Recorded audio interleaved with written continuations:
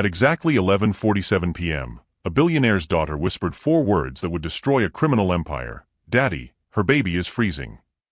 But the homeless woman they saved wasn't just any stranger. She was the key to exposing a $47 million medical fraud that reached Philadelphia's most powerful families.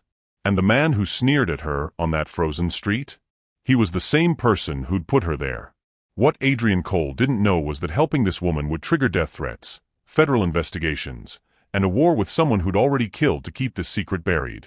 Because that crying baby wasn't just freezing, he was the living evidence of crimes that went all the way to the top. And in 12 hours, everything Adrian had built would be on the line.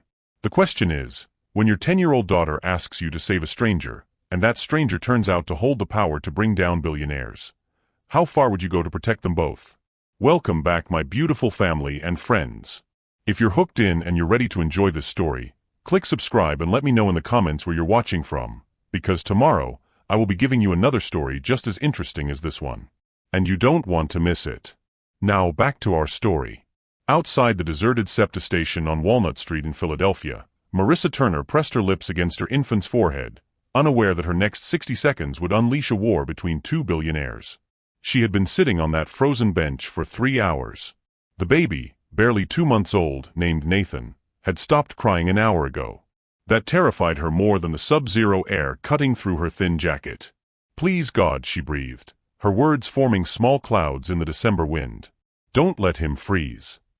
Because at that exact moment, 50 feet away, Adrian Cole was walking straight into the trap that would cost him everything. The 45-year-old construction billionaire had just stepped out of his black Mercedes S-Class, buttoning a $1,000 cashmere coat after leaving the annual Children's Hospital Gala at the Kimmel Center, where Philadelphia's elite had raised $2 million for sick kids while sipping champagne worth more than most people's rent. But Adrian Cole wasn't walking alone that night. Beside him was the person who would trigger the downfall of Philadelphia's most protected criminal, his 10-year-old daughter Clara. While Adrian's mind wandered to tomorrow's board meeting, Clara's emerald eyes, inherited from her late mother, locked onto something that would change 3 lives forever: the woman on the bench. "Daddy," Clara whispered, tugging at her father's sleeve as they approached their car. "Look." Adrian glanced up from his phone, annoyed. "What is it, sweetheart? We need to get home." But Clara wasn't moving. Her small hand pointed toward the SEPTA station, where Marissa sat using her body as a human shield against the wind that was slowly killing her baby. "Daddy," Clara said again, her voice carrying the 4 words that would destroy a criminal empire, "her baby is freezing." But here's what neither Adrian nor Clara knew: they were being watched. At that exact moment, another man approached the bench, sharply dressed in navy Armani, scrolling his iPhone with the casual arrogance of someone who owned half the city. Instead of offering help, he stopped, looked down at Marissa with pure contempt, and delivered the line that would expose him as the architect of her destruction. "Some people bring this on themselves." Marissa flinched like she'd been physically struck.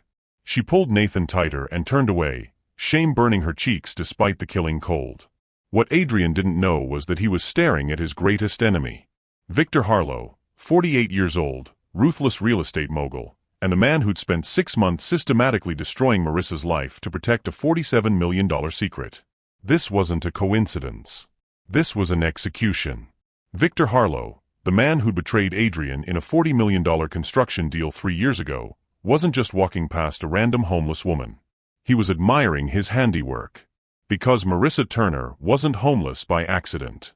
She'd been a nursing assistant at Jefferson Hospital until 6 months ago, when she discovered something that could have destroyed Victor's medical real estate empire: systematic fraud that stole millions from dying patients. Victor had her fired, blacklisted, and financially destroyed. He'd turned a healthcare hero into a homeless statistic. And now he was savoring her suffering while her baby slowly froze to death. But Victor made one fatal mistake that night. He underestimated the moral clarity of a 10-year-old girl who'd learned from her late mother that some fights matter more than safety. "Daddy," Clara whispered, her voice shaking with something between anger and heartbreak. "Are we going to help her?" Adrian looked at his daughter, 10 years old, but with a moral courage that most adults had lost. Then at Marissa, clutching a baby who might not survive the night. Then at Victor's retreating figure, climbing into his Bentley after destroying 2 innocent lives. And in that moment, Adrian Cole made the decision that would trigger the most dangerous war of his life. Because helping Marissa meant going to war with Victor Harlow. And Victor had already proven he was willing to kill to protect his secrets. What Adrian didn't know yet was that the crying baby in Marissa's arms wasn't just evidence of Victor's cruelty. He was living proof of medical crimes that reached Philadelphia's most powerful families. And in 12 hours, when Adrian's investigation began, Victor would deploy every weapon in his arsenal to destroy them all. The question that would haunt the next 60 minutes of this story. When your daughter asks you to save a stranger, and that stranger holds the power to expose deadly corruption, how far would you go to protect them both? Even if it cost you everything? The war was about to begin. And only one billionaire would survive it. To understand why Adrian Cole's hands were shaking as he approached that bench, you need to know where he came from. 45 years ago, Adrian was born in a cramped row house in Allentown, Pennsylvania, steel country, where men worked until their backs broke and families counted pennies to keep the lights on. His father, Miguel Cole, operated a crane at Bethlehem Steel for 32 years. His mother, Rosa, cleaned office buildings downtown from midnight to 6 a.m., then came home to make breakfast for 3 kids. Adrian was the oldest. Then came his sister Elena, and finally Marcus, the baby of the family, born with weak lungs and a heart too big for his small chest. Here's what shaped the man you're about to see transform a homeless woman's life forever. Winter of 1995. Adrian was 17, Elena was 15, Marcus was 12. The ancient furnace in their basement finally gave out during the worst blizzard Pennsylvania had seen in decades. Miguel had been laid off for 3 months, Bethlehem Steel was dying, and so was their income. Rosa picked up extra shifts, but it wasn't enough. For 6 nights, the Cole family slept in their coats. They huddled together in the living room around a space heater that barely worked, sharing body heat and telling jokes to forget how badly their fingers hurt from the cold. On the 7th night, Marcus started coughing. By the 10th night, he couldn't stop. Rosa begged Miguel to take him to the hospital. Miguel counted the bills in his wallet, $43, and knew it wouldn't even cover the emergency room fee. They waited one more day, hoping the fever would break. Marcus died on the 11th night. Pneumonia. In his mother's arms, in a house so cold you could see your breath. "I'll never let anyone freeze again," Adrian whispered at his brother's funeral. "I swear it." That promise built an empire. Adrian worked 3 jobs through high school, got a partial scholarship to Temple University in Philadelphia, and graduated with a degree in civil engineering. But while his classmates partied, Adrian studied construction law, zoning codes, and city planning until 2 a.m. every night. He wasn't just learning to build, he was learning to win. His first company, Cole Construction, started in a rented garage in South Philly with 2 employees, himself and a Puerto Rican carpenter named Diego, who taught him that honest work deserved honest pay. 23 years later, Cole Construction had built half of Philadelphia's luxury skyline. The Meridian Tower downtown, the Glass House condos in Rittenhouse Square, the new cancer center at Penn Medicine. Adrian's net worth, $2.3 billion. But money couldn't buy back what mattered most. In 2019, Adrian married Sophia Chun, a violinist with the Philadelphia Orchestra. She was everything he wasn't: graceful, artistic, patient. While he conquered boardrooms, she found beauty in small moments. She taught him that success meant nothing if you forgot why you were fighting for it. Their daughter Clara was born in 2014, a miracle baby after 3 miscarriages. Sophia used to joke that Clara inherited Adrian's stubborn streak and her own sensitive heart. "She's going to change the world someday," Sophia would say, watching 2-year-old Clara share her toys with every kid at the playground.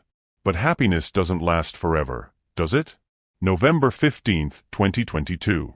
Sophia was driving home from Clara's parent-teacher conference when a drunk driver ran a red light at Broad and Pine. The impact killed her instantly. Adrian became a single father overnight. A billionaire who could buy anything except the one thing Clara needed most: her mother's goodnight kisses, her laugh, her way of turning every ordinary day into an adventure. For 18 months, Adrian threw himself into work while Clara grieved quietly. He hired the best nannies, enrolled her in elite schools, bought her everything she asked for. But he was drowning in guilt, and Clara was growing up too fast, too serious for a 10-year-old. Now, let me tell you about the man who was about to make Adrian's life a living hell. Victor Harlow grew up in the same economic class as Adrian, but he learned different lessons. Where Adrian saw struggle as something to overcome, Victor saw it as weakness to exploit. Where Adrian built up, Victor tore down. Victor made his fortune through predatory real estate practices, buying distressed properties from desperate families, then flipping them for massive profits. He specialized in gentrification, pushing out long-time residents to make room for luxury developments. In Philadelphia, he displaced over 300 families in the past 5 years alone. 3 years ago, Adrian and Victor had been partners on a massive affordable housing project in North Philly. Adrian's vision: mixed-income apartments where working families could afford to live near good schools and stable jobs. Victor's vision: maximize profit, minimize conscience. During the final contract negotiations, Victor secretly met with the city council and convinced them to rezone the land for luxury condos instead. He cut Adrian out of the deal entirely, then built high-end apartments that none of the neighborhood families could afford. The betrayal cost Adrian $40 million and 6 months of sleepless nights. But worse than the money was the knowledge that 200 families were still waiting for affordable housing that would never come. "Business is business, Adrian," Victor had said when Adrian confronted him. "Maybe you're just too soft-hearted for this game." Those words haunted Adrian for 3 years. Was he too soft? Too idealistic? Too much like his father, who worked himself to death for principles that didn't pay bills. But here's what Victor never understood about Adrian Cole. Every skyscraper Adrian built, every contract he signed, every dollar he earned, it all traced back to that freezing house in Allentown where his baby brother died because poverty meant watching your family suffer while the world walked past. Adrian didn't build an empire for fame or status or even money. He built it so no one he loved would ever be powerless again. And tonight, on this frozen street outside the SEPTA station, his 10-year-old daughter was about to remind him that love isn't something you hoard, it's something you give away. "Her baby is freezing," Clara had said. For words that would start a war between two billionaires. For words that would expose corruption reaching into Philadelphia's highest offices. For words that would force Adrian to choose between protecting his empire and protecting his soul. Because the homeless woman sitting on that bench wasn't just a stranger in need. She was the key to destroying Victor Harlow forever. Adrian just didn't know it yet. What would you do if helping one person meant risking everything you'd built? "Excuse me, miss." Marissa Turner looked up through tears that had started to freeze on her cheeks. The man approaching her bench was tall, broad-shouldered, wearing a coat that probably cost more than she'd made in her last month of work. Behind him stood a little girl with concerned eyes and designer boots. Rich people wanting to feel good about themselves, Marissa thought bitterly. They'll give me $5 and a lecture about finding Jesus. She couldn't have been more wrong. "I'm Adrian," the man said, kneeling down so they were at eye level. "This is my daughter, Clara. We saw you sitting here, and, well, it's too cold for anyone to be outside tonight. Especially with a baby." Clara stepped forward and began unbuttoning her white winter coat. "Here," she said simply, wrapping it around Marissa's thin jacket. "He needs this more than I do." The coat was still warm from Clara's body heat. Marissa felt something break inside her chest, not painful, but overwhelming. When was the last time a stranger had shown her genuine kindness without expecting anything in return? Marissa started, then stopped. "How do you explain to a billionaire and his daughter that you used to be somebody? That 6 months ago, you had an apartment, a job, a future? That you weren't always the kind of person who needed rescuing? What's your name?" Adrian asked gently. "Marissa Turner." Her voice was barely a whisper. "And this is Nathan." She pulled back the thin blanket to reveal her son, 2 months old, with dark hair like his mother and eyes that should have been bright with curiosity but were dull from hunger and cold. Clara gasped. "Daddy, he's so little. How long have you been out here?" Adrian's question wasn't judgmental, just factual. 3 days. Marissa's honesty surprised even herself. Maybe it was exhaustion, or desperation, or the way this little girl had given away her coat without thinking twice. "The shelter on Broad Street is full. The one on Spring Garden has a 2-week waiting list. I've been calling every church, every program. No one has space." Adrian felt familiar rage building in his chest, the same fury he'd felt watching his father count and recount bills that would never be enough. But this wasn't 1995 in Allentown. This was 2024 in Philadelphia, where he personally knew a dozen organizations with millions in funding specifically for situations like this. Why wasn't the system working? Come with us, he said, standing and extending his hand. We'll figure this out. Marissa hesitated. She'd heard too many stories about what happened to homeless women who trusted strange men, even wealthy ones. Especially wealthy ones. I know you don't know me, Adrian said, reading her fear. But my daughter is right. It's too cold for Nathan to be outside. I have a warm house, food, and a guest room where you can sleep safely tonight. Tomorrow, we'll find you something more permanent. Here's the moment that changed everything. Clara moved closer to the bench and looked directly into Marissa's eyes. My mommy died 2 years ago, she said with the matter-of-fact honesty that only children possess. Daddy has been really sad since then. But tonight, helping you. I think it would make mommy happy. Marissa started crying, not the desperate silent tears she'd been holding back, but deep cleansing sobs that came from a place of gratitude she'd forgotten existed. Okay, she whispered. Okay. 40 minutes later, Marissa sat in the guest bathroom of Adrian's penthouse overlooking the Schuylkill River, staring at herself in a mirror for the first time in weeks. The woman looking back was a stranger, hollow cheeks, tangled hair, eyes that had seen too much. But Nathan was clean, fed, and sleeping peacefully in a bassinet that Adrian's housekeeper had somehow produced within minutes of their arrival. For the first time in months, Marissa allowed herself to breathe. When she emerged from her shower wearing borrowed clothes, she found Adrian and Clara in the kitchen. A plate of food waited for her, nothing fancy, just grilled chicken, rice, and vegetables. But it was warm, and it was hers, and she didn't have to choose between eating and feeding her baby. Better? Adrian asked. Marissa nodded, unable to speak around the lump in her throat. Daddy, Clara said, perched on a bar stool with her chin in her hands, can I ask Marissa something? Of course, sweetheart. Clara turned to face her. What happened? I mean, how did you end up outside? Would you have asked that question? Would you have wanted to know? Most people don't. They give money, food, maybe shelter, but they don't ask for the story behind the need. They don't want to know that homelessness isn't just about addiction or mental illness or personal failure. Sometimes it's about telling the truth when everyone around you wants to live a lie. I used to work at Jefferson Hospital, Marissa began, her voice stronger now. I was a nursing assistant in the cardiac unit. I loved my job, helping people, making them feel less scared when they were sick. She paused, gathering courage for what came next. But I noticed things. Patients who looked like me, black, Hispanic, poor, they waited longer for pain medication. They got discharged quicker, even when they weren't ready. The older white patients got private rooms. Everyone else got stuck in shared spaces with broken equipment. Adrian leaned forward. You reported it? I tried. I went to my supervisor first, then the department head, finally the hospital board. I documented everything, treatment times, medication delays, room assignments. I thought they'd want to fix it. Clara frowned. They didn't. Marissa's laugh was bitter. They said I was creating division and seeing problems that weren't there. My supervisor started giving me the worst shifts, double nights, weekends, holidays. Co-workers stopped talking to me. Someone spread rumors that I was stealing medication.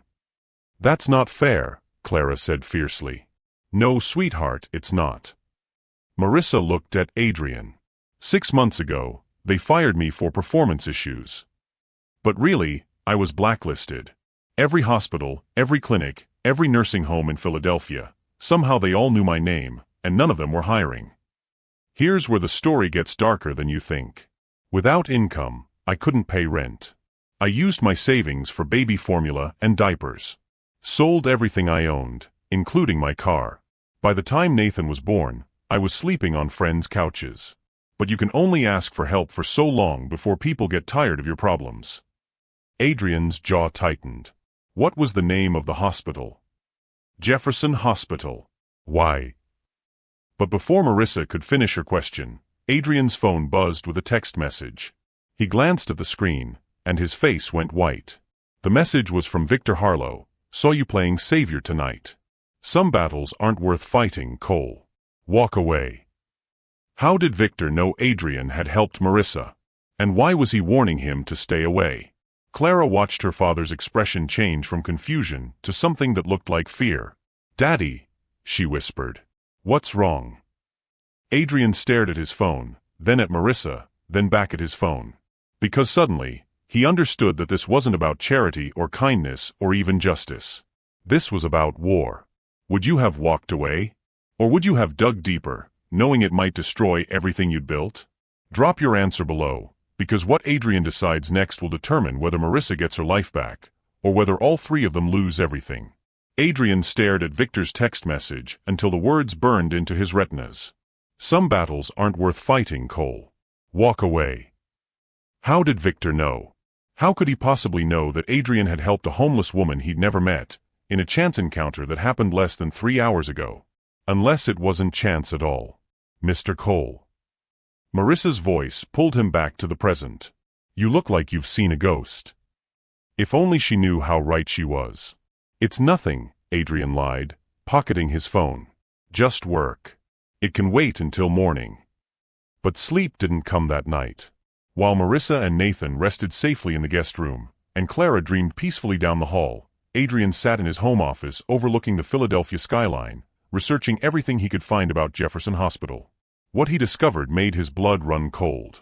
Jefferson Hospital's board of directors read like a who's who of Philadelphia's elite. Old money families, political connections, corporate executives. But buried in the financial disclosures, one name jumped out. Victor didn't just know about Jefferson Hospital. He owned the land it sat on. He'd negotiated their expansion deals. He was planning their new luxury medical campus in Center City.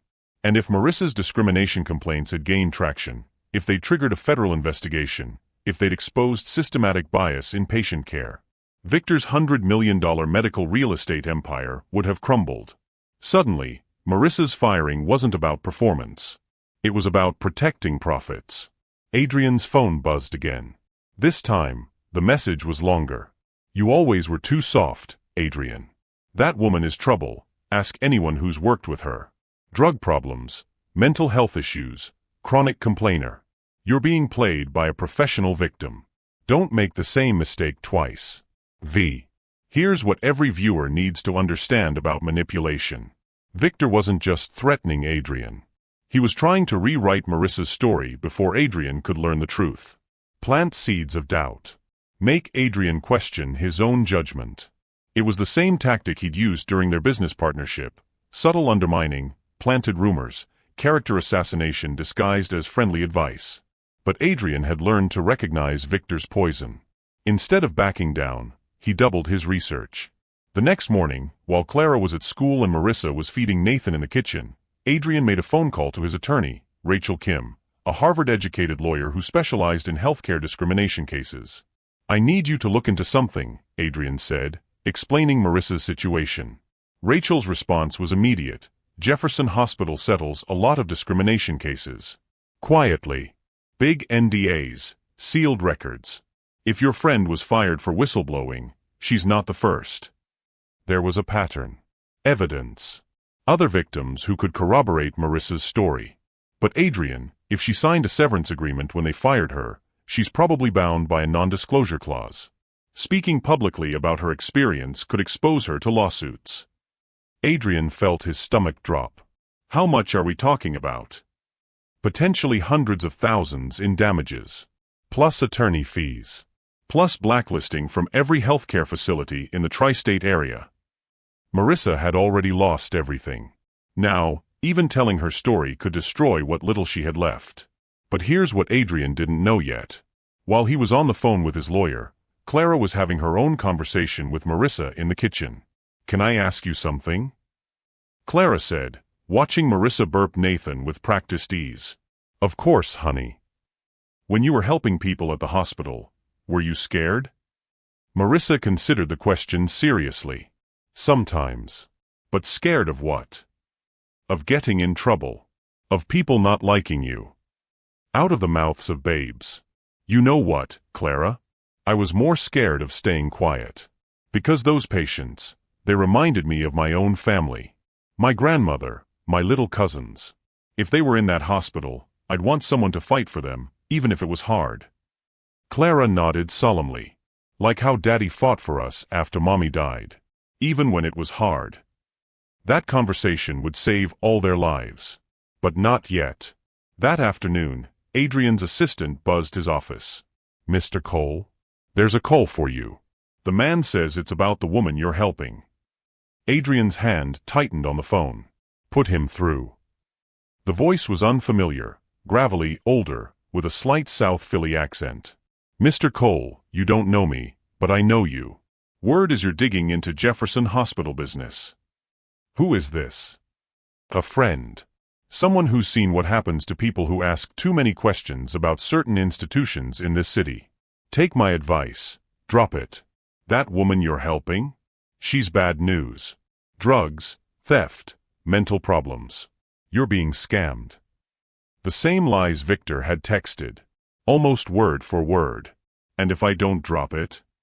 A long pause. "Construction accidents happen, Mr. Cole. Building permits get delayed. Health inspectors find violations. You've built a nice life for you and your daughter. Shame if something happened to disrupt that." The line went dead. Adrian sat in his office, hands shaking with rage. They were threatening Clara, his 10-year-old daughter, who had done nothing but show compassion to a stranger in need. Have you ever felt that moment when kindness becomes dangerous? When doing the right thing puts everyone you love at risk?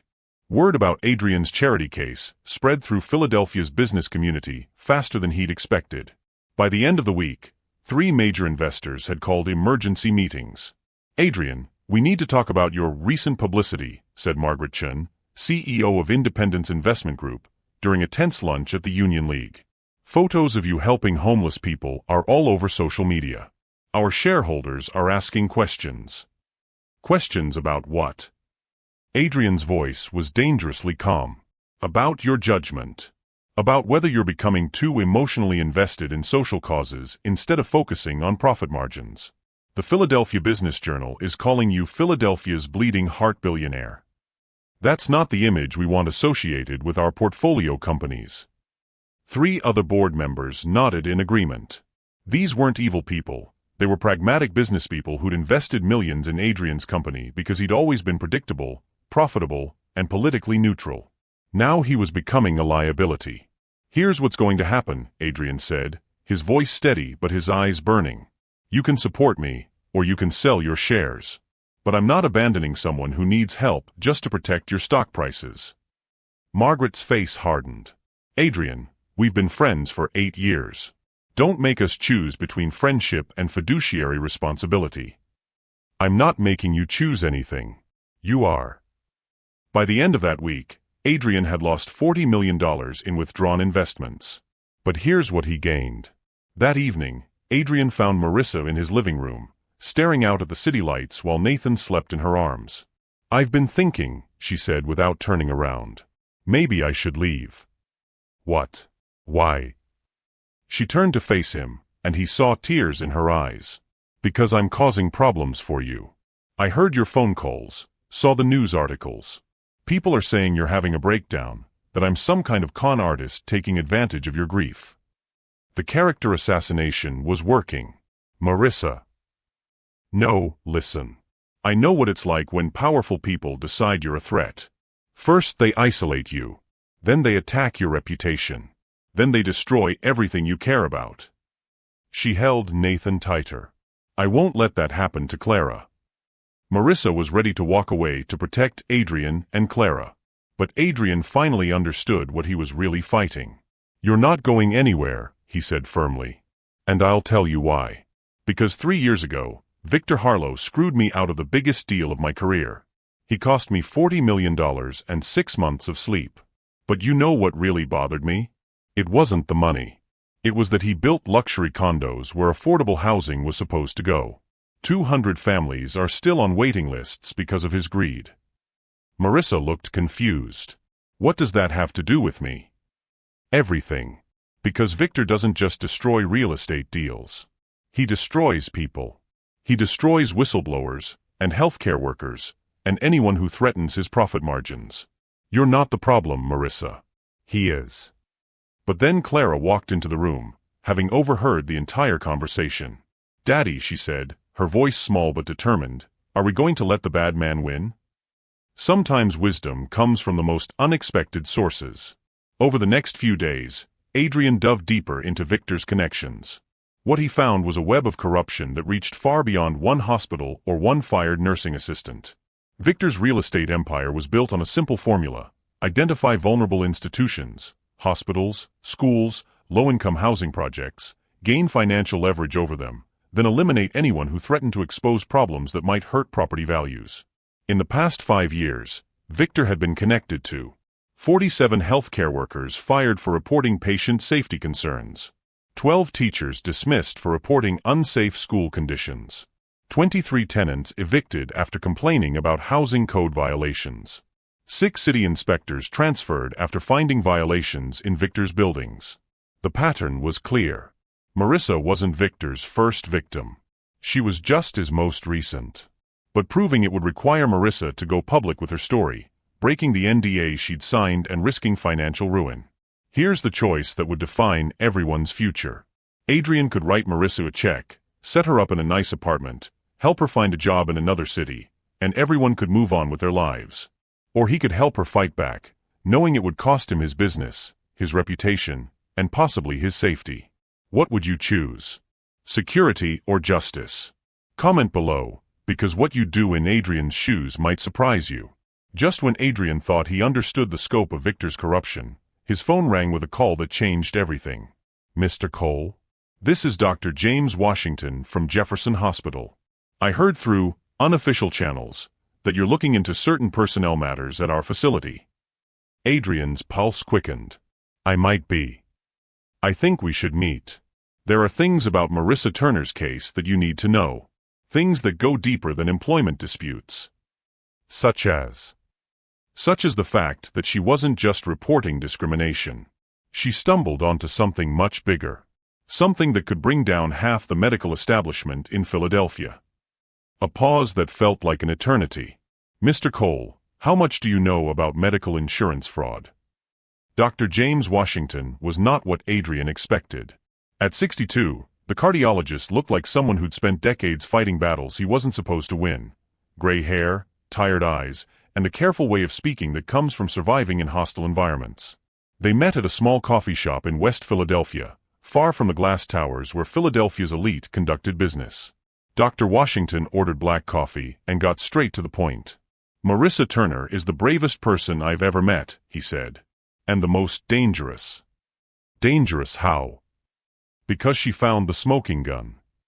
Dr. Washington pulled out a manila folder, thick, worn, stuffed with photocopied documents.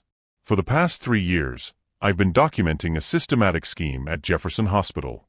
Patients are being misdiagnosed, overtreated, and billed for procedures they never received. The scheme generates roughly $12 million in fraudulent insurance claims annually. Adrian felt his world shift. That's felony healthcare fraud. 20-year federal sentences. And it goes all the way to the board of directors.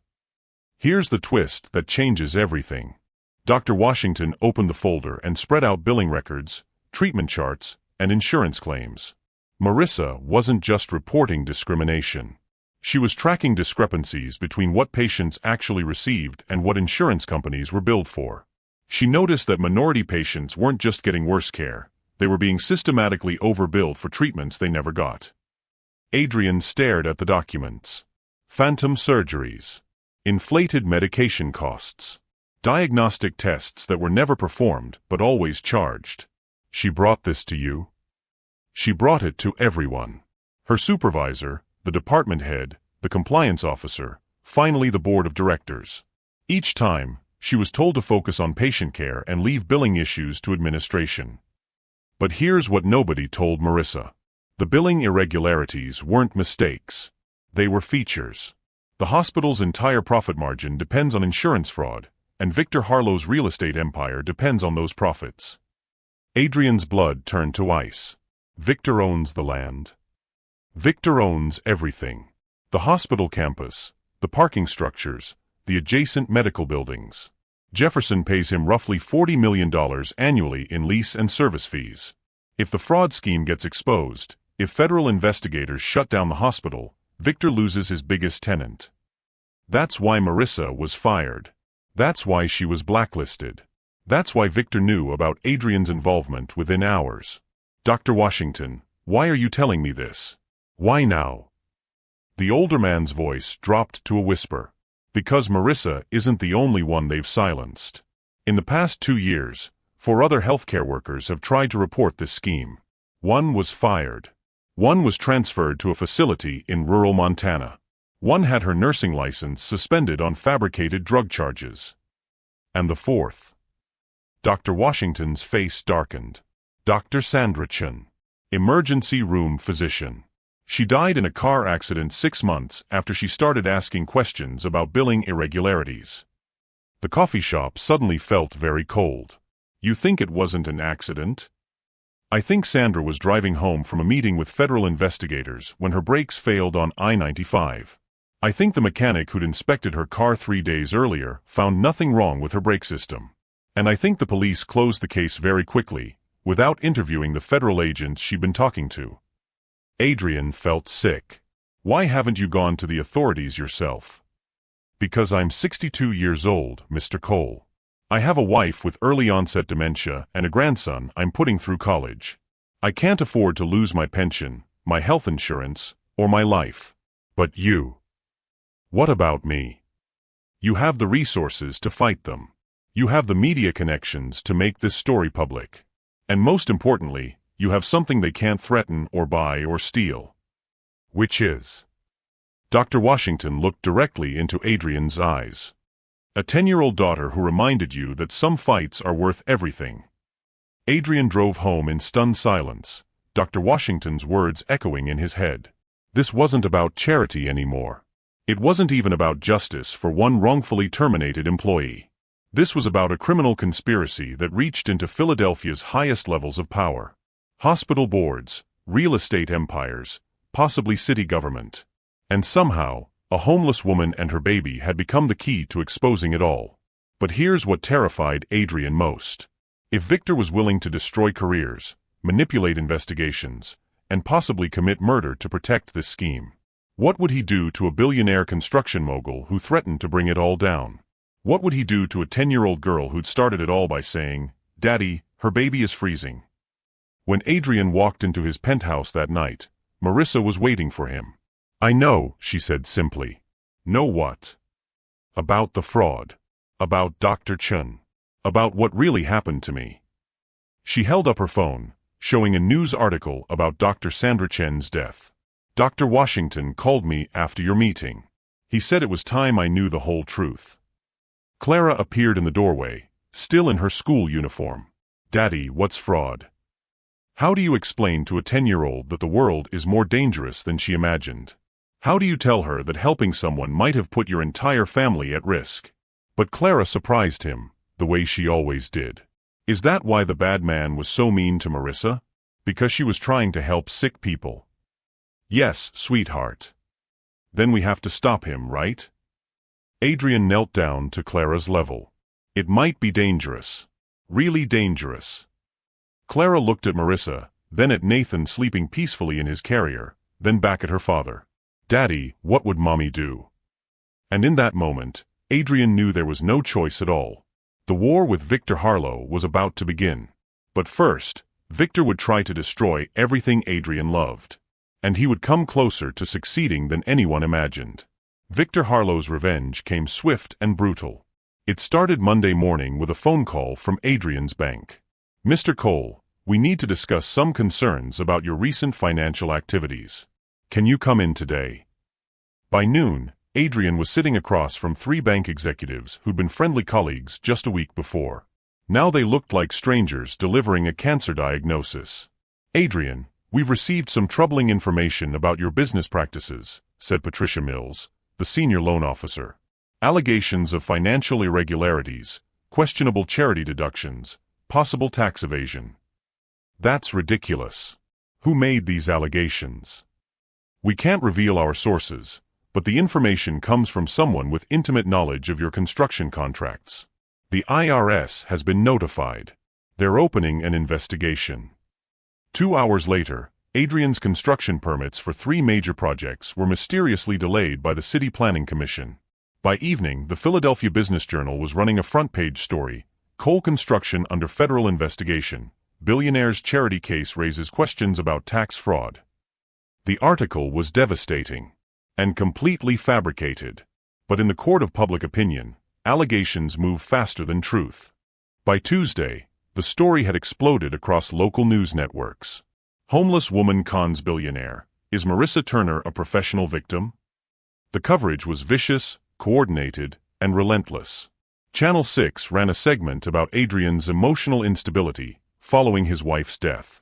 The Philadelphia Inquirer published an op-ed calling him a grieving widower being manipulated by opportunistic scammers.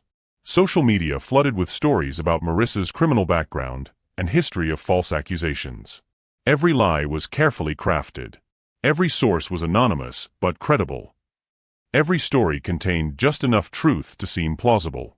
Victor's media machine was working perfectly. But the worst was yet to come. Wednesday morning, Clara came home from Lincoln Preparatory Academy in tears. "Daddy, Mrs. Henderson wants to see you," she said. "She said there might be problems with my enrollment." Adrian's blood pressure spiked. "What kind of problems?" "She said some parents are concerned about our family situation and whether it's appropriate for me to be around other children." They were attacking his daughter. His 10-year-old daughter, whose only crime was showing compassion to a stranger. The meeting with the headmistress was a masterpiece of polite cruelty. "Mr. Cole, we understand you're going through a difficult time. The recent media attention, the federal investigations, your unconventional living arrangements, several parents have expressed concerns." Concerns about what? About Clara's well-being. About whether your judgment might be compromised. About whether Lincoln Prep is the right environment for a child in such complex circumstances. Translation: pay us to make this go away, or find your daughter a new school. That night, Adrian sat in his home office, staring at legal documents, bank notices, and newspaper clippings scattered across his desk like pieces of a shattered life.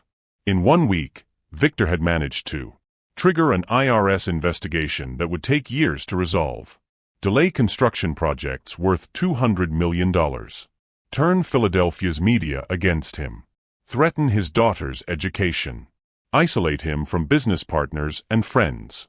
The empire Adrian had spent 23 years building was crumbling. And for what? To help one homeless woman who'd been fired from a job? Was Marissa worth losing everything? Adrian's phone rang. Victor Harlow's name appeared on the screen. Against every instinct, Adrian answered. "Hello, Adrian." Victor's voice was smooth, almost sympathetic. "I imagine you're having a difficult week. What do you want?" "To offer you a way out. A clean exit from this unfortunate situation."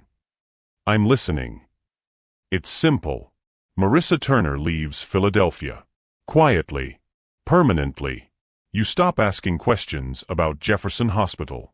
The IRS investigation disappears. Your construction permits get approved. Your daughter stays at Lincoln Prep. Your reputation recovers. And if I refuse? Then next week gets worse than this week. The week after that gets worse than next week. I can keep this going for years, Adrian. Can you?" The line went quiet except for the sound of Adrian's heartbeat. "You have 24 hours to decide. Make the right choice." After Victor hung up, Adrian walked through his empty penthouse like a ghost. In the guest room, Marissa was reading a story to Nathan, a picture book about a little elephant who learns to be brave. Her voice was soft, gentle, full of the maternal love that Adrian remembered from watching Sophia with Clara.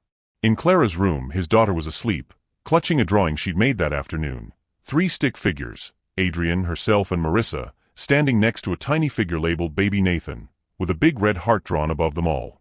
This is what he'd be giving up. Not just Marissa's safety, but Clara's faith in him. Her belief that her father was the kind of man who protected people instead of abandoning them. But if he didn't give it up, he might lose Clara altogether. What if the harassment escalated? What if Victor's threats turned physical? What if Adrian's stubborn refusal to back down got his daughter hurt? "If I could go back, I'd choose love over pride," he whispered to himself, remembering the words from his storytelling template. But which choice was love? Protecting Clara by surrendering? Or protecting Clara by showing her that some fights matter more than personal cost. The next morning, Adrian found Marissa packing Nathan's few belongings into a worn diaper bag. "Where are you going?" "Away. Far away. Maybe North Carolina, where I have a cousin. Maybe somewhere else entirely." She didn't look at him while she spoke. "I heard your phone call last night. I know what Victor offered you." "Marissa." "No, Adrian, listen to me. You've already done more for us than anyone has in our entire lives. You gave us shelter, food, safety, dignity. You reminded me that there are still good people in the world." Now she did look at him, and her eyes were clear, determined. "But I won't let you lose Clara because of us." "That's not your decision to make." "Yes, it is. Because I'm the one who brought this mess into your life. I'm the one whose problems are destroying your family. And I'm the one who has to live with the consequences." She picked up Nathan and headed toward the door. "Where will you go? What will you do?" "I don't know. But I'll figure it out. We'll be okay." But as Marissa walked toward the elevator, carrying everything she owned in a single bag, Adrian realized something that changed everything. She wasn't just leaving to protect him. She was leaving because she'd given up believing that justice was possible. Victor hadn't just destroyed her career and her reputation. He'd destroyed her hope. And if Adrian let her walk away now, Victor would have won the most important victory of all. He would have proven that power always defeats conscience. That wealth always crushes truth. That good people always lose to those willing to do anything to win. "Marissa, wait." She stopped at the elevator doors. "What if I told you there was another way? What if I told you we could fight back and win?" "I'd say you're dreaming." "Then dream with me.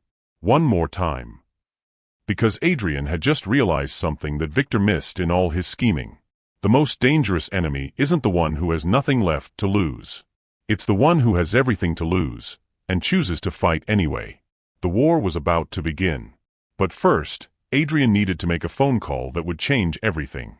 A call to someone Victor never saw coming. What happens next will either vindicate Adrian's faith in justice, or destroy everything he's built to protect the people he loves. Comment below, would you have taken Victor's deal to protect your family? Or would you have risked everything for a stranger's fight? Because what you choose might determine whether you're ready for what comes. The phone call Adrian made that changed everything wasn't to a lawyer, a politician, or a media contact. It was to his housekeeper's nephew, a 19-year-old community college student named Marcus Rodriguez, who ran a TikTok account about social justice in Philadelphia. "Marcus, I need your help with something that could be dangerous." "What kind of dangerous, Mr. Cole?" "The kind where powerful people try to silence the truth. The kind where doing the right thing might cost us everything." There was a long pause. "When do we start?" While Victor Harlow had spent decades mastering traditional warfare, boardrooms, bank loans, media manipulation, political pressure, he'd completely ignored the battlefield that would destroy him. Social media, authentic storytelling, and the moral outrage of Generation Z.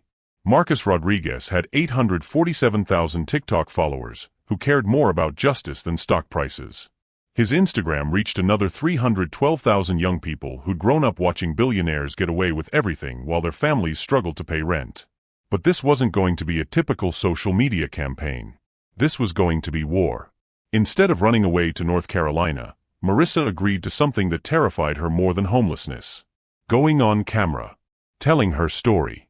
In her own words, with no corporate PR filter, no legal disclaimers, no carefully crafted messaging. The video was filmed in Adrian's living room on Marcus's iPhone. No professional lighting, no makeup artist, no script. Just Marissa, holding Nathan, speaking directly into the camera about what it felt like to lose everything for trying to do the right thing. "My name is Marissa Turner. 6 months ago, I was a nursing assistant at Jefferson Hospital. I loved my job because I got to help people when they were scared and hurting. But I noticed that patients who looked like me, Black patients, Hispanic patients, patients without good insurance, they weren't getting the same care as everyone else." Her voice was steady, clear, unbreakable. "When I tried to report it, I was told I was imagining things. When I documented it, I was told I was causing trouble. When I went to the hospital board, I was fired for performance issues." She looked directly into the camera. I didn't know then what I know now, that I wasn't reporting discrimination. I was threatening a multi-million-dollar fraud scheme that depends on keeping people like me quiet. The video was posted at 6 p.m. on a Thursday. By Friday morning, it had 2.3 million views. By Saturday, it was trending nationally. What happened next was everything Victor Harlow had spent his career preventing. Other people started talking. The video's comment section filled with stories from current and former Jefferson Hospital employees. I was a radiology tech there for 3 years. Everything she's saying is true. They would bill for CT scans that were never performed, especially for Medicaid patients who wouldn't know to check their medical records. My grandmother died there last year. We got a bill for a surgery she never had. When we complained, they said it was a billing error and dropped the charges. Now I know it wasn't an error. I'm a nurse at Jefferson right now. I can't use my real name, but Marissa is telling the truth. We've all seen it. We've all been told to stay quiet. But the most damaging response came from an unexpected source. Dr. James Washington posted his own video, a 62-year-old cardiologist, speaking from his home office, laying out 3 years of documented evidence about systematic healthcare fraud. I'm too old to be scared anymore, he said, looking into the camera with tired eyes. And I'm tired of watching good people get destroyed for trying to help patients. His video included scan documents, billing records, and the names of other healthcare workers who'd been silenced or fired for reporting irregularities. Within 48 hours, 6 more Jefferson Hospital employees had come forward publicly. Victor's empire was cracking. But the real game-changer came from someone Adrian never expected. Margaret Chun, the investor who'd pressured him to abandon Marissa just weeks before. Margaret's call came on Sunday morning, while Adrian was making breakfast for Clara and Marissa. Adrian, I owe you an apology. And more than that, I owe you my support. Margaret, what are you talking about? My mother was a patient at Jefferson Hospital 2 years ago. Cardiac surgery. We got bills for procedures she never received, medications she never took. When I questioned them, they said it was standard practice to bill for potential complications that might arise during surgery. Her voice was tight with controlled anger. I paid those bills, Adrian. $43,000 for services my mother never received. I paid them because I could afford to, and because I thought it was just how hospitals worked. Margaret. I've spent the weekend going through those medical records. Everything that woman, Marissa, everything she's saying is true. And I've been complicit in it because I was more worried about profit margins than patient care. Margaret Chun wasn't just apologizing. She was declaring war on Victor Harlow. And she brought weapons that Victor couldn't counter: financial resources, political connections, and the righteous fury of someone who discovered they'd been personally victimized by the system they'd helped protect. Victor Harlow was many things, but he wasn't stupid. He could see his empire collapsing in real time. So he deployed his nuclear option: personal destruction. On Monday morning, every major Philadelphia news outlet received an anonymous tip with exclusive evidence about Adrian Cole's dark secrets. Fabricated documents suggesting Adrian had used construction funds to pay for personal expenses. Doctored photographs showing him at locations he'd never visited. Fake witness statements from former employees describing unsafe working conditions at his construction sites. But Victor made a critical error. He underestimated Marcus Rodriguez. The 19-year-old TikTok creator had grown up in the age of deepfakes, Photoshop, and digital manipulation. Within 6 hours, Marcus had posted a detailed breakdown of how each piece of evidence against Adrian had been fabricated. This is what desperation looks like, Marcus said in his video response, showing side-by-side comparisons of the fake documents and their obvious digital alterations. When powerful people can't win with truth, they try to win with lies. The fake evidence campaign didn't destroy Adrian. It destroyed Victor's credibility. Once Victor's media manipulation was exposed, everything else began unraveling. The IRS investigation was quietly dropped after agents discovered it had been initiated with fabricated evidence. Philadelphia's district attorney opened a criminal investigation into healthcare fraud at Jefferson Hospital. The FBI launched a federal probe into Victor's real estate empire and its connections to healthcare billing irregularities. 3 other hospitals in Victor's property portfolio were subpoenaed for billing records. But the most devastating blow came from an unexpected source. Clara, Adrian's 10-year-old daughter, who'd started this entire chain of events by noticing a freezing baby, asked if she could make her own video for Marcus's TikTok account. "Hi, I'm Clara. I'm 10 years old, and I want to tell you about my friend Marissa." The video was simple, honest, and utterly devastating. Some adults think kids don't understand complicated things. But I understand that my friend was punished for trying to help sick people. I understand that a bad man tried to hurt my daddy for helping her. And I understand that sometimes grown-ups forget that being rich doesn't make you better than people who need help. She looked directly into the camera with her mother's emerald eyes. "My mommy died 2 years ago. But before she died, she taught me that the most important thing you can do is help people who can't help themselves. Marissa couldn't help herself because powerful people were against her. But my daddy helped her anyway." The video went viral in ways that shocked everyone. 8.7 million views in the first 24 hours. Shared by celebrities, politicians, and ordinary people who saw themselves in Clara's simple moral clarity. Comments poured in from around the world. "This child has more integrity than most adults in power. If a 10-year-old can understand justice, what's wrong with the rest of us? Clara for President 2044. But the comment that mattered most came from someone unexpected. Victor Harlow's own daughter. "I'm ashamed that my father is the bad man this brave little girl is talking about. Clara, you're right about everything.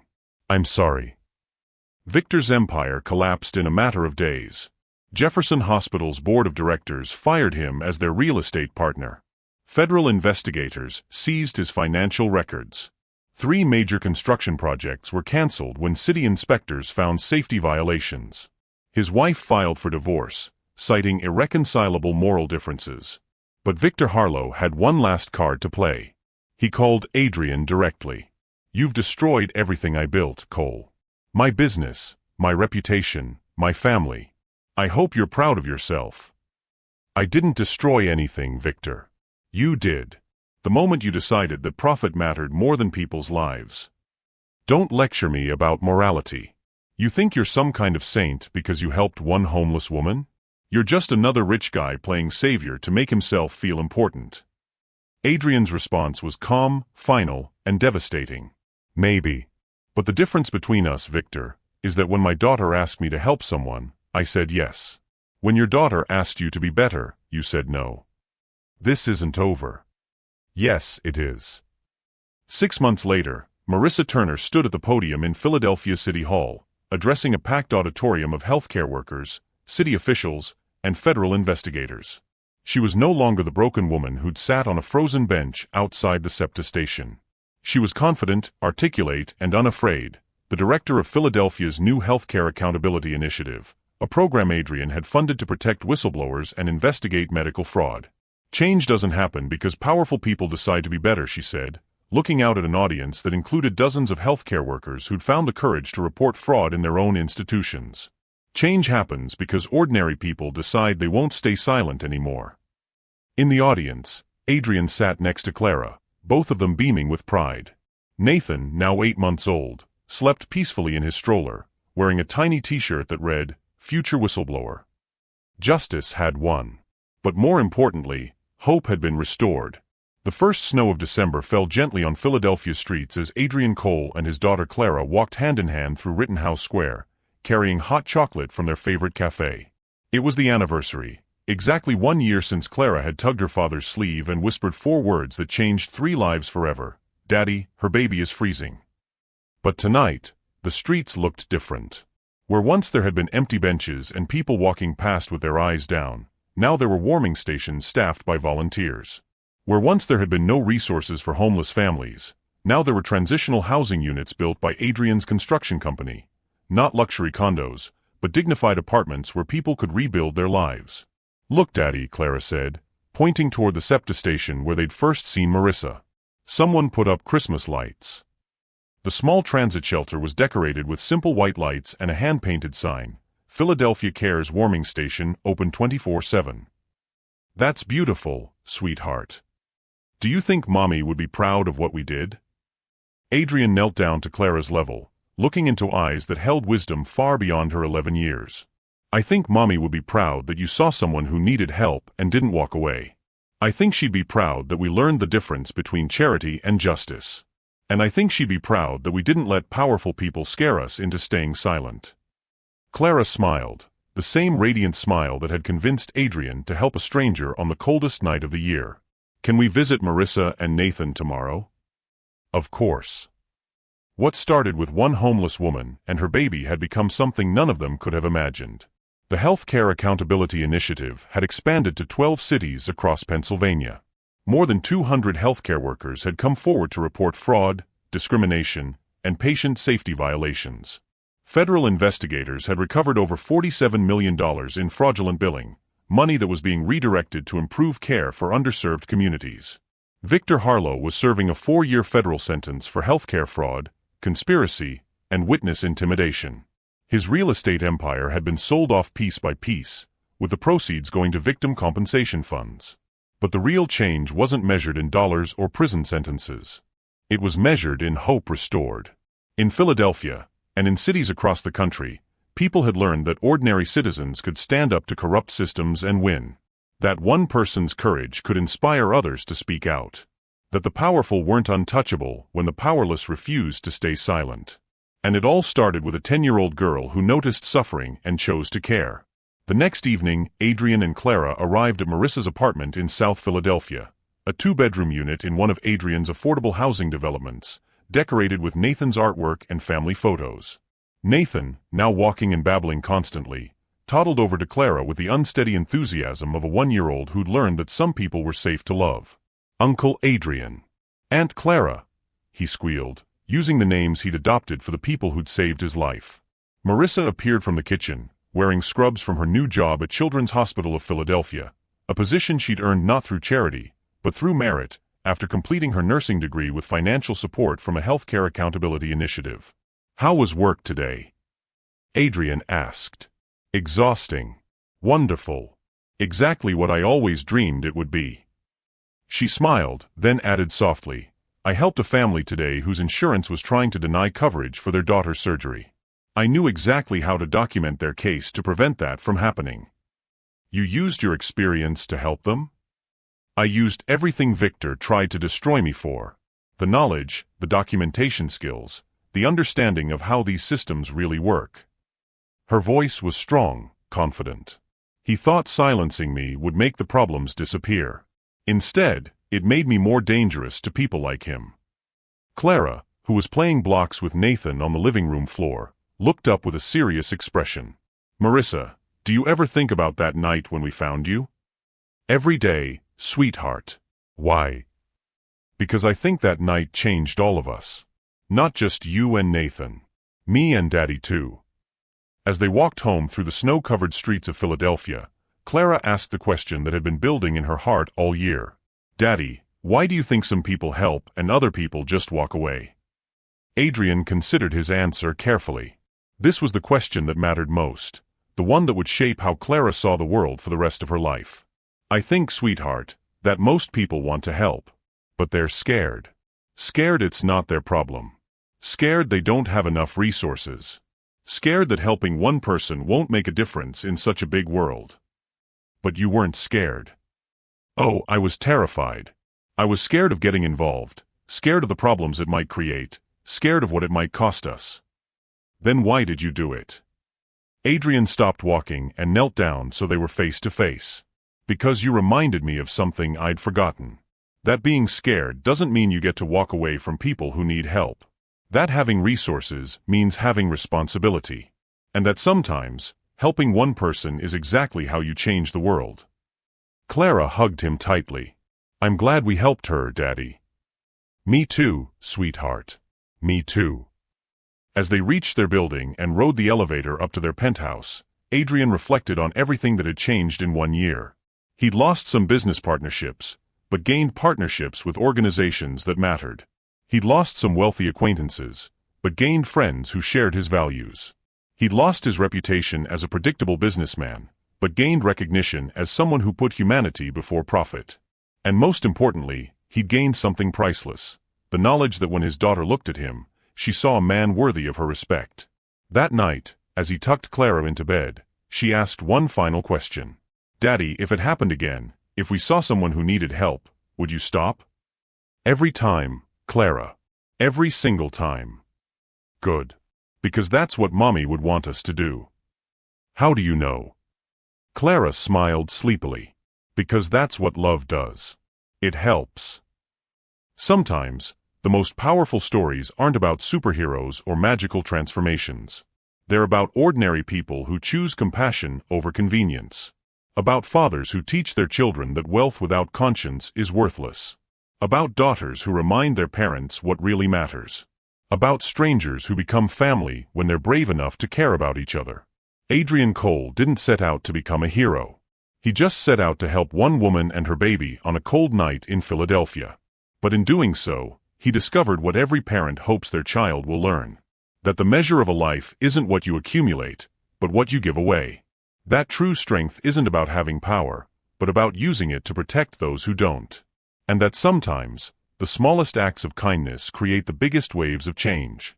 This was a tale of a billionaire, a homeless woman, and a little girl who changed everything by simply refusing to look away. Their story reminds us that in a world full of people walking past suffering with their eyes on their phones, all it takes is one person willing to stop. One person willing to listen. One person willing to say, "How can I help?" Would you be that person?